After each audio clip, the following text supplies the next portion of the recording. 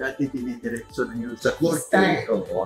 Pero ngayon, dinadaan sa Leopold, sa barangay Leopold. Minsan, nangangako doon, babae. So ano yung, okay ba yung tanggapin namin yung baby 22?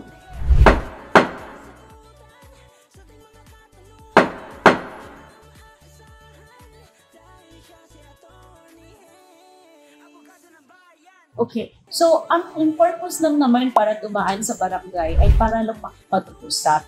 Pero hindi talaga yung requirement ng batas na dadaan talaga sa lipon. Pero, ang iba kasi gusto lang nilang hindi mo na gumastos, mag-usap kayo para sa terms and conditions kung paano magbayad. Pero sa totoo lang, hindi kailangan tumaan sa barangay. Okay? Okay. So sa ngayon, tanggapin nyo. Kasi gusto lang naman makipag-ayos. At gusto lang naman mag-promise kailan siya magbayad. At para hindi siya gumastos ng pera para kumuha na ng abogado at mag-file support at para maiwasan na rin yung mga filing fees and acceptance fees. So tanggapin nyo at ayusin nyo para magkaayos talaga ang pati. Okay? Maraming salamat! Thank you, attorney.